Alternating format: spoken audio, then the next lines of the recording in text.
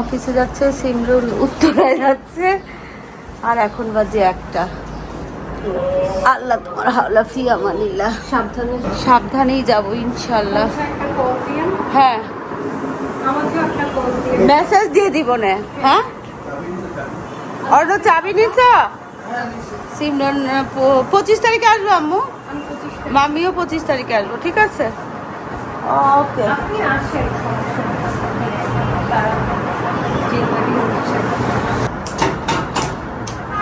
আর এখানে আমার luggage ready, বুঝছো? এই যে চলো ওদেরকে আগে বিদায় দিয়ে দিই। একদম কাটায় কাটায় 2টা বাজে। আসসালামু আলাইকুম। দক্ষিণের বারান্দায় আমি মিতু, তোমাদের সবাইকে জানাই অনেক অনেক অনেক স্বাগতম। সবাই কেমন আছো? আলহামদুলিল্লাহ আমরা মোটামুটি ঠিকঠাক। আজকে হচ্ছে কয় তারিখ? আজকে 20 তারিখ, 20 এপ্রিল। তো এখন বেলা 2টা বাজে। আমি রেডি হয়ে নিচ্ছি, যাচ্ছি হচ্ছে রাজশাহীতে। প্রচণ্ড গরম। এই গরমে রাজশাহীতে যাওয়া মানে একেবারে কি বলবো, অগ্নিকুণ্ড থেকে অগ্নি গহ্বরে পড়ে যাওয়া। তারপরেও যাচ্ছি। কেন যাচ্ছি জানো? কিছুদিন ধরে আমাদের পরিবারে না এত মানে বেদনাদায়ক কিছু ঘটনা ঘটতেছে যে সেটার জন্য মন খুব বিক্ষিপ্ত। মনটা না কেমন যেন বাসায় মানে সারাক্ষণ কেমন যেন লাগে। তো ববি আমার, তোমরা পুরনো ভিডিও যারা দেখো তারা জানো যে আমার বান্ধবী প্লাস ছোট বোনের মতো ববি। তো ওর বাড়ি রাজশাহী আর কি। ও খুব করে আমাকে অনুরোধ করতেছে।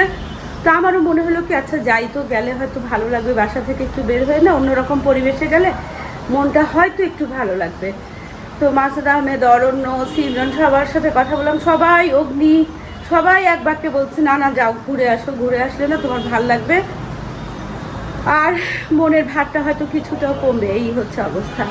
তো আমি অনেক দিন ধরে ভিডিও করি না, মাঝে কিছুদিন পহেলা বৈশাখ, হ্যাঁ আমাদের ছাদে যে পহেলা বৈশাখ হচ্ছে খুবই আড়ম্বরভাবে, খুবই সুন্দরভাবে। তো সেটার কিছু ভিডিও আমিও ধারণ করছি, কিছুটা মাসুদ আহমেদ, কিছুটা সুতপা। তো সেই ভিডিওগুলো না ভাবছি কি তোমাদের সাথে শেয়ার করব। তারপরে হচ্ছে রাজশাহীর ভিডিওটা ইনশাল্লাহ শুরু করব। এভাবে দেখি আবার ট্র্যাকে আসতে পারি কিনা। আসতে তো হবে, আগে আর পরে আসাই উচিত, আসাই মঙ্গল। তো চেষ্টা করতেছি, কিন্তু সবাই তো আসলে একরকম না। আমি খুবই ইমোশনাল একজন মানুষ। ইমোশন আমার ভিতরে প্রচণ্ড পরিমাণে কাজ করে। তো বড় আপা, প্রথমে মেঝো আপা গেলেন, তার 9 মাসের মাথায় বড় আপা গেলেন। তারপরে হচ্ছে আমার আরেকজন চাচাতো বোন, উনি গেলেন। তারপরে আমার একেবারে পুত্র সম, ছেলের মতো বলবো না, ছেলেই আর কি, ও গেল হঠাৎ করে, একেবারেই হঠাৎ করে। ও হচ্ছে আমার ছোট ভাগ্নি, মানে মেঝো আপার ছোট মেঝে, ওর ভাসুর আর কি। একেবারেই কম বয়স, এত অ্যাক্টিভ একটা ছেলে, এত চমৎকার একটা ছেলে, বুঝছো? বিভিন্ন সামাজিক কর্মকাণ্ডে ও একজন কলামিস্ট ছিল, একজন সাংবাদিক, খুব ভালো লেখালেখি করতো। সমস্ত পরিবারের মানে সব দায়ভার ওর কাঁধে ছিল। এই ছেলেটা কিভাবে হঠাৎ করে একেবারেই হঠাৎ করে, কি বলবো আর, একেবারেই হঠাৎ করে সে আল্লাহর মেহমান হয়ে গেছে। আমার একেবারে না কোনো কিছুই এখন আর ভালো লাগে না। তো এই কারণে না আমার ইচ্ছাও করে না যেন ভিডিও করতে, একেবারেই ইচ্ছা করে না। কিন্তু ওই যে পহেলা বৈশাখের, এটা আমাদের যেহেতু মানে এই বিল্ডিংয়ের একটা স্মৃতি, মানে সেই স্মৃতিটা খাতায় লেখার জন্য না সরাসরি সেভাবে হয়তো তোমাদের সাথে সামনে এসে ভিডিও করি নাই। তবে সবার সহযোগিতায় কিছু ভিডিও করা হয়েছে, সেগুলোকে একসাথে করে এডিট করে তোমাদের সামনে অবশ্যই সেটা শেয়ার করব। তো এই হচ্ছে আমার সমস্ত এই এতদিনের মোটামুটি শানে নজুল আর কি। এত খারাপ লাগে, মৃত্যুর থেকে বেদনাদায়ক বোধহয় কিছুই নাই পৃথিবীতে, কিছুই নাই। মৃত্যুর কোনো বয়স থাকে না, যত বয়সে যেই মারা যাক না কেন সমান বেদনার। প্রিয়জন হারানোর বেদনার কোনো যুক্তি, কোনো তর্ক, কোনো কিছুই না খাটে না আমার ক্ষেত্রে, অন্ততপক্ষে আমি মনে করি। তো এই হচ্ছে অবস্থা। অরণ্য অফিসে গেছে, সিমরান ওর পরীক্ষা তো একদম সামনেই, যে 28 তারিখ থেকে পরীক্ষা। তো ও এই কয়দিনের জন্য ওর আম্মুর কাছে গেছে, যেহেতু আমি থাকতেছি না, ওর একটু সমস্যা হবে। কারণ হচ্ছে কি, বাসায় লোকজন না থাকলে ওর খুব অশান্তি লাগে পড়তে। এটা আমারও হতো, কিন্তু আমি ফিল করতে পারি। তো আমি বললাম যে তুমি তাহলে ওখান থেকে ঘুরে আসো, আর মাম্মিও একটু ঘুরে আসি। আর এই যে অরণ্য অফিস থেকে বাসায় চলে আসবে, আর মাসুদ আহমেদ আছে কালকে রাতে নামাজ পড়তেছে। কালকে রাতে মোটামুটি অনেক কিছু রান্না করছি। তোমার মাংস রান্না করে তিনটা বক্সে রাখছি, মাছ রান্না করে রাখছি, সবজি করে রাখছি, ঢেঁড়স ভাজি, চিচিঙ্গা ভাজি, সব মোটামুটি ডাল সব করে বক্সে বক্সে রাখছি। এরা শুধু বের করবে আর ভাত ফুটাই নিবে। ভাত অরণ্য রান্না করতে পারে, ইদানিং মাছের হয়তো কম বেশি পারে, অসুবিধা হবে না। তো এই হচ্ছে আমার কাহিনী। আমার লাগেজ টাগেজ সব গোছানো। 2:30টার সময় ওই যে লাগেজ দেখছো, 2টা বাজে, তো 2:30টার সময় ববি আসবে। এখান থেকে সামনেই কিন্তু আমাদের যে মানে যেখান থেকে বাসে উঠবো আর কি, একদম কাছাকাছি, খুব কোনো অসুবিধা হবে না। এই হচ্ছে আজকের কাহিনী। চলো যাই, রাজশাহীতে ঘুরতে যাই। আশা করি ঘুরে এসে মনটা অনেকটা ফ্রেশ লাগবে, স্বাভাবিক জীবন বা স্বাভাবিক ছন্দে আসতে পারবো ইনশাল্লাহ।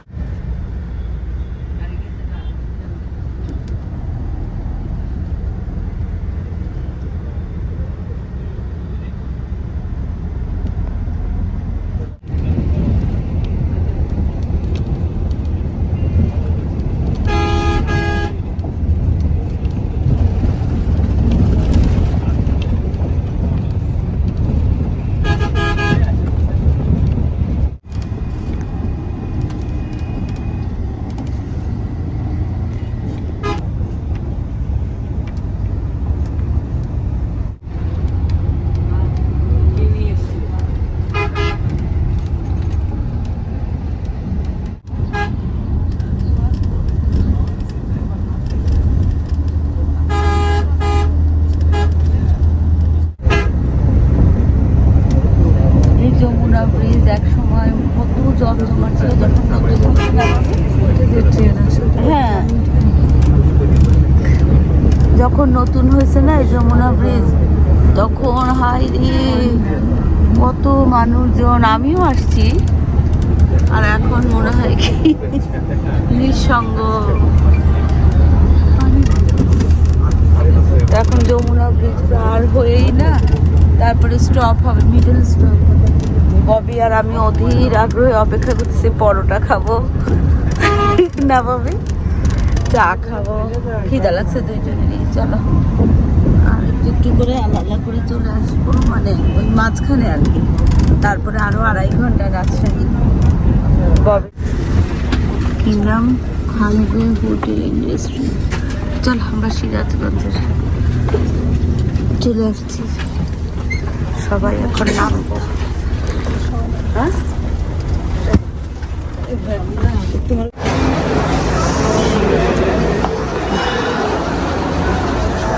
কোথায় যাবা? পদ্মা, যমুনায়। চলো যাই।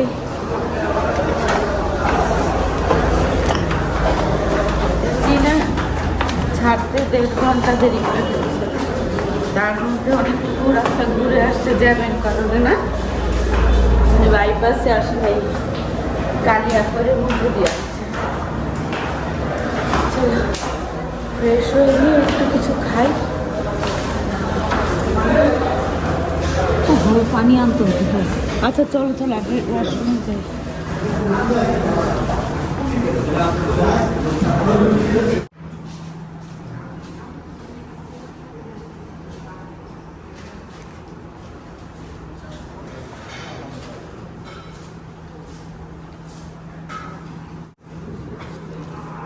হ্যাঁ আমি তো হচ্ছে আমাদের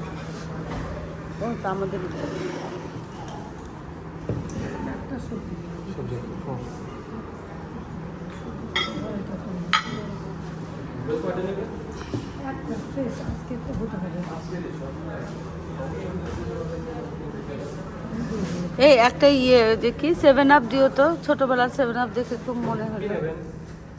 7 আপ একটা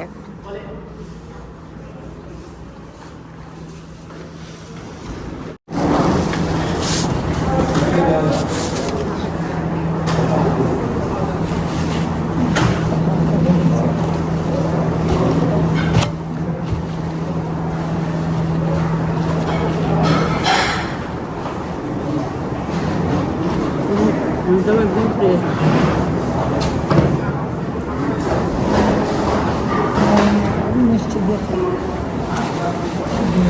হ্যাঁ একটু কাঁচা মরিচ, একটু শসা দাও না। ও আমি তো ওখান থেকে দাঁড়া দেখতেছি ববি ওখান থেকে চা নিচ্ছিল, উপরে না চা পাওয়া যায় না, এখন তো দেখি ও এখানে।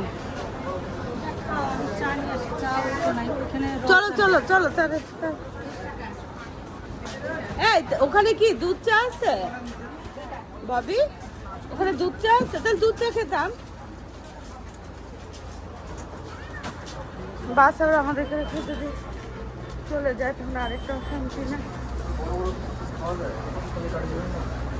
ডিম দিয়ে কি বানাচ্ছেন? ডিম দিয়ে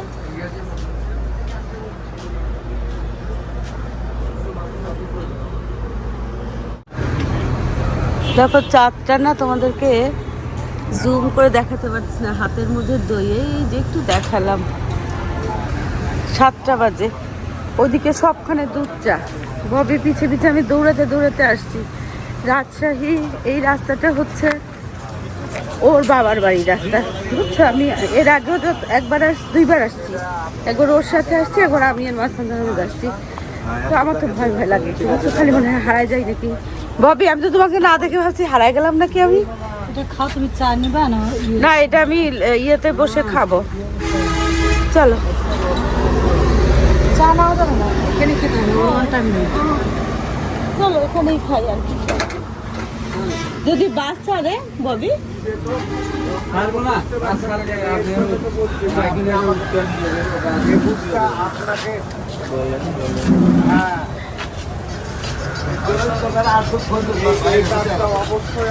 ববি তোমার জন্য কিছু নিব, মিষ্টি জাতীয় কিছু খাওয়ার জন্য।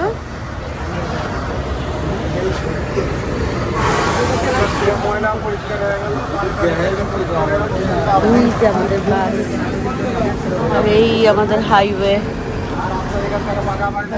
চাটা খেয়ে না তারপরে বাসে উঠে যাই। এই যে আমরা আবার উঠে গেছি বাসে, আবার রওনা দিচ্ছি। আর 2-2.5 ঘন্টা লাগবে না সিরাজগঞ্জ থেকে রাজশাহী। চলো, চারপাশ অন্ধকার।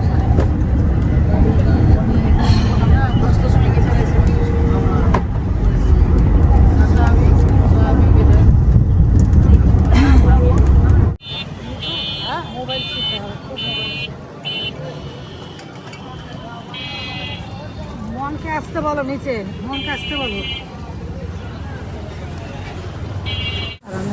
এই যে ববিদের বাড়িতে চলে আসলাম রাজশাহী। চলো এই ববি, তোমাদের বাড়ির নাম যে মাতৃধাম, এটা তো বলো নাই না। আর এই যে মেইন রোড। চলো শালবাগান। আমার খালি মাথায় ঘুরতেছে সাহেব বাজার সাহেব বাজার, শালবাগানের কথা ভেবেলাম ভুলে গেছি। 1টা বাজে। তো এই যে রাজশাহী মিষ্টান্ন ভান্ডার, এটা হচ্ছে খুবই ট্র্যাডিশনাল মিষ্টির দোকান। খালাম্মা মানে ববির আম্মা, ববিরা সবাই খুব মিষ্টি পছন্দ করে।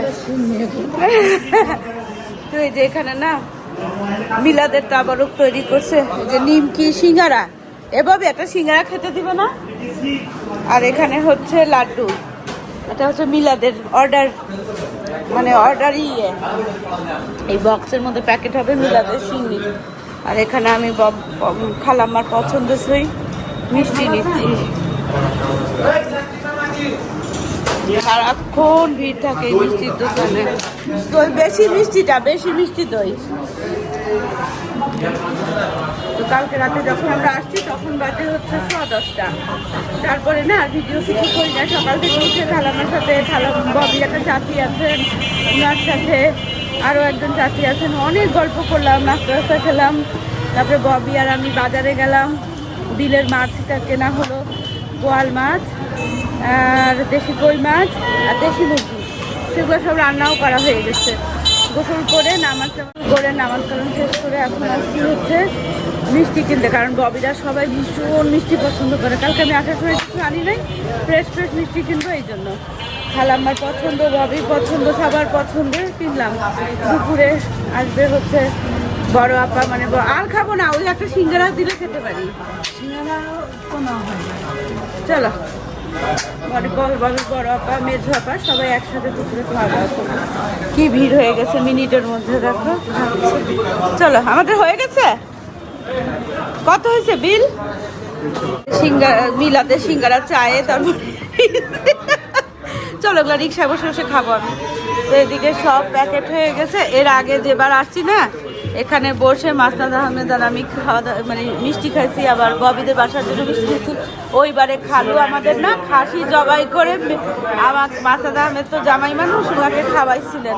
এখন তো খালু নাই। চলো ববি মিষ্টিগুলো নিয়ে নাও।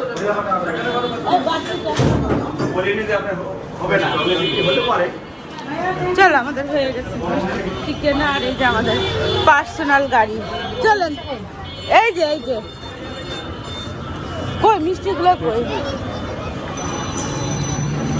ওরে বাবা রে বাবা এত গরম, কিন্তু গোসল করে আসছি তো এই জন্য এতটা ফিল হচ্ছে না।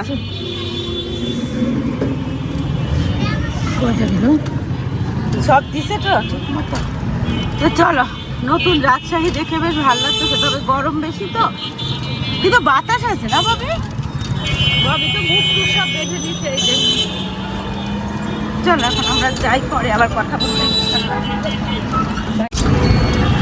আরে তোমার স্কুলের সামনে দিয়ে গেলাম কলেজে, তখনকার এটা করি নাই, তবে এই যে গাছ যে না এত সুন্দর সুন্দর ফুল ফুটে আছে ওইদিকের গাছে। এখন আমরা সপুরাতে যাচ্ছি, সপুরা দিয়ে যাচ্ছি। আর সপুরা কবরস্থানে খালুকে দাফন করা হয়েছে। আমরা খালুর কবরস্থানে যাচ্ছি কবর জিয়ারত করে তারপরে বাসায় যাব। এটা কি শহীদ মিনার নাকি ঈদগাহ মাঠ? ঈদগাহ মাঠ। আজ কিন্তু রাজশাহীটা অনেকটুকুই রিক্সা ঘুরে ফেললাম বাকি।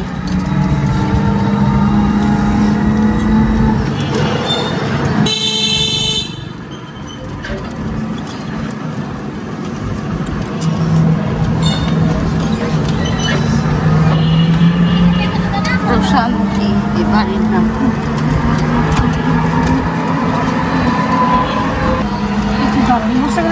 এখানে এখানে দাঁড়ান। এটা গেট কবরস্থানের। আরে ভাই ওইখানে যে সামনে যে দাঁড়ান ওইখানে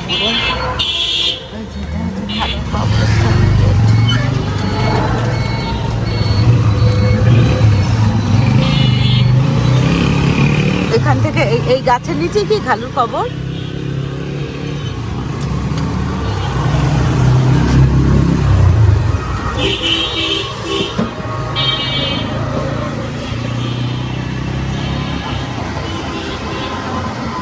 চলো আমি একটু কবর জিয়ারত করি। আমি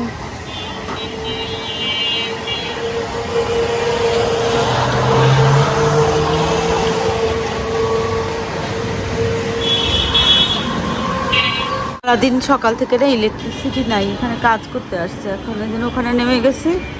আর এই যে এটা হচ্ছে ববিদের মাতৃধাম। আচ্ছা আসসালামু আলাইকুম।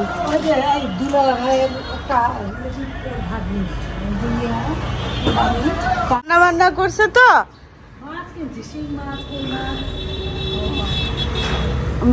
আমার বেআইন হয়, এই যে বেআইন হয়, এখনই পরিচয় হলো। চলো বেআইন ভালো, বেআইন পেয়ে গেলাম ববি। আরে আল্লাহ কি আশ্চর্য, একদমই তো কাছে। আরো দুদিন থেকে যাই তুমি একদম কাছের আত্মীয়, দূরেরও তো না। আসি চলো। ওরে বাবা আমি তোমাকে বললাম না যে এখানে পোস্টিং জামাই। হ্যাঁ চলো।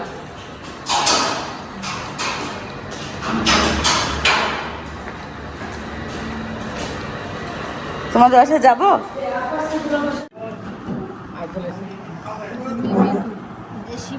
হ্যাঁ অল্প আমি নিয়ে খাবো, খালাম না।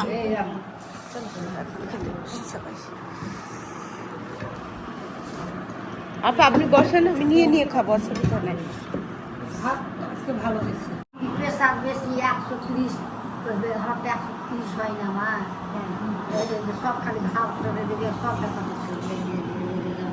প্রেসার কি মাপা হয়েছে? 130 কি সুন্দর লাগতো।